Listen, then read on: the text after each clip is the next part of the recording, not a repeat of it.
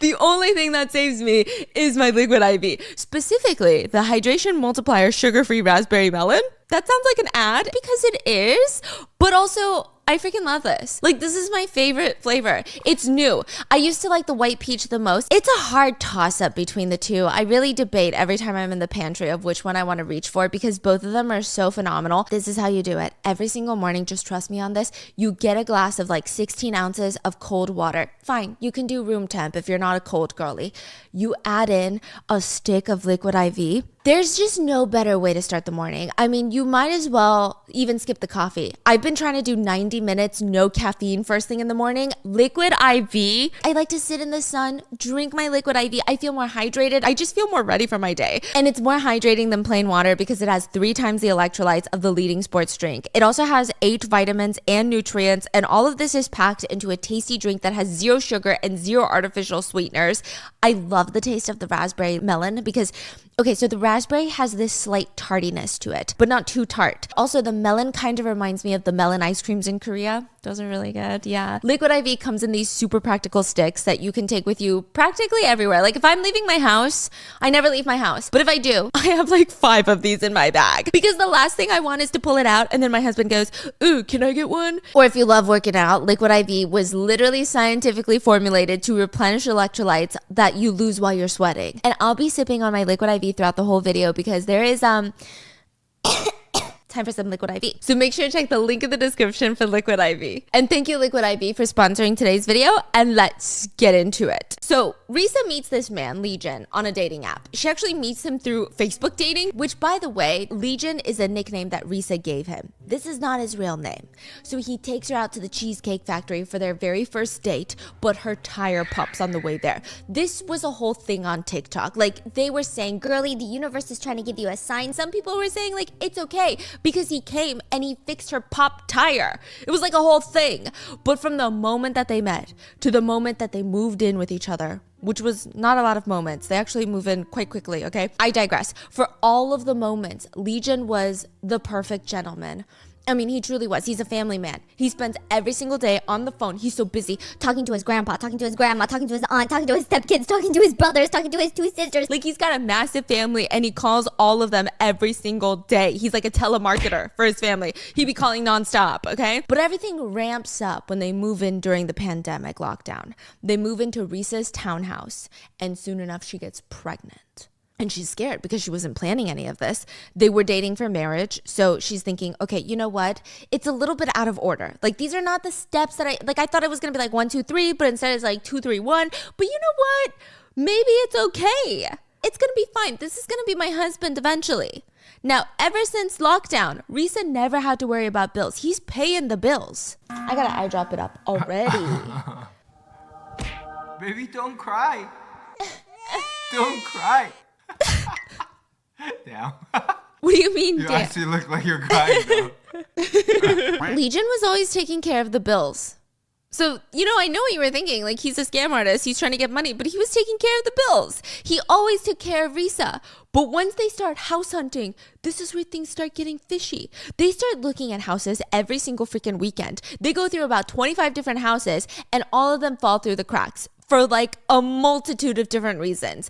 A lot of them fell through the cracks because Legion never wanted to show proof of funds. POF, baby. So Legion would always brag about money. He's like, money this, money that, money this, money that. But he would never show anyone how much money really he had in his offshore account. Not the off-coast account, okay? He had an offshore account. This was the point where the relationship starts smelling a little stinky, a little fishy. And Risa's like, I got a whiff of something. Honey, I'm so sorry. You got like some yeah, wipe it off a little more on top. It's just, you're so mean to me. Hey, look. You're good. You look beautiful. Risa's relationship is starting to stink a little, okay? It's getting fishy every single day. And Risa's got a sensitive nose. So she knows that something is very weird about this. She actually starts keeping up with an audio diaries. Yeah, it's kind of crazy. She would pray and then also record like an audio diary where she would just talk about the things that she's feeling in this relationship. It's not creepy. It's actually very smart. Now, back to the story though. Just to be clear, Risa is not oblivious to the signs. She always had her suspicions, but when she starts recording these audio diaries, there is nothing that's so alarming. Like she's not recording in there and being like, you know what?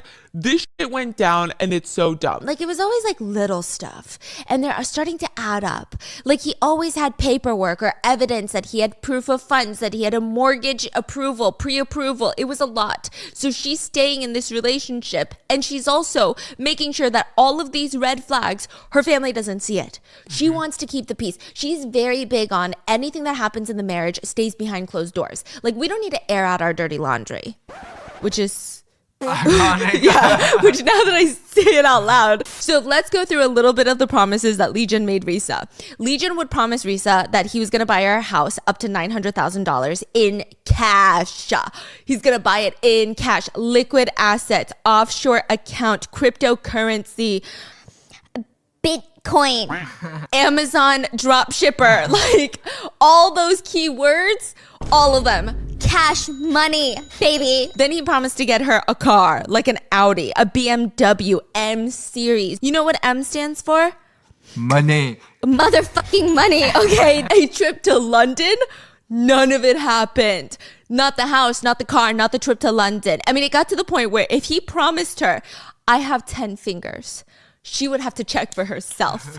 She would have to count one by one. So she starts wondering, is this guy just getting off on my disappointment? Like, because he would talk and talk and talk. And then he would get her so excited. And then last minute, he'd be like, Actually, I can't because the way that my offshore bank account is set up. like it was a lot. Everything starts to unravel. They end up getting married. She ends up miscarrying. And it's like a whole thing. She does multiple background checks on this man. And let me just give you a rapid fire list of all of his lies. He told her that he had 6 siblings, 4 brothers and 2 sisters. He only has 2 brothers, 0 sisters. That's like a difference of 4. That's a lot of humans.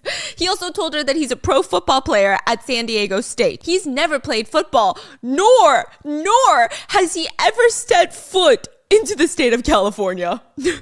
But maybe he was so good that he would play football in Vegas and then throw the ball so good that it would end up in California.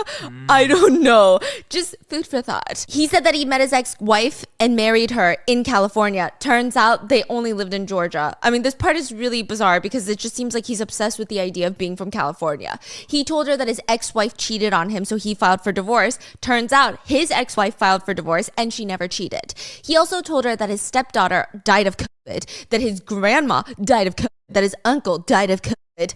None of them died of COVID.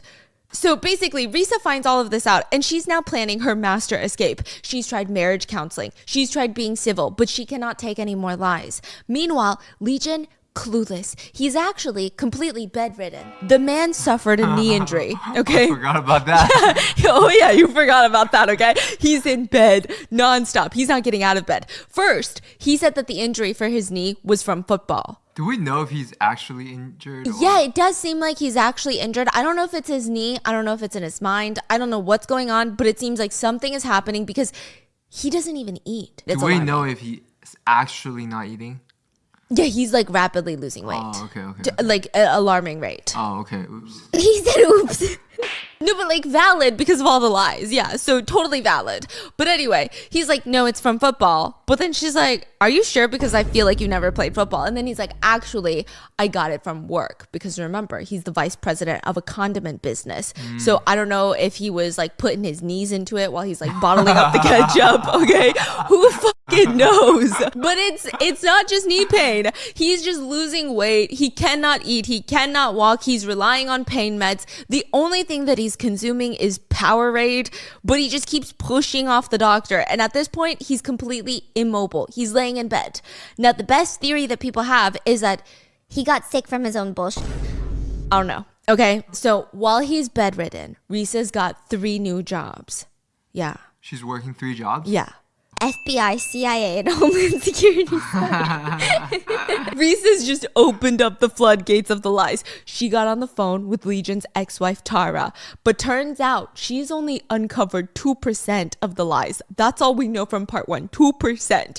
The question now is no longer, what else did he lie about? The question is, what the fork did he not lie about? Like, that's the question. So Risa ends up hanging up with Tara, calling her pastor, because, you know, the man is in the guest room, just on the bedridden. She calls her pastor, who also happened to be their marriage counselor.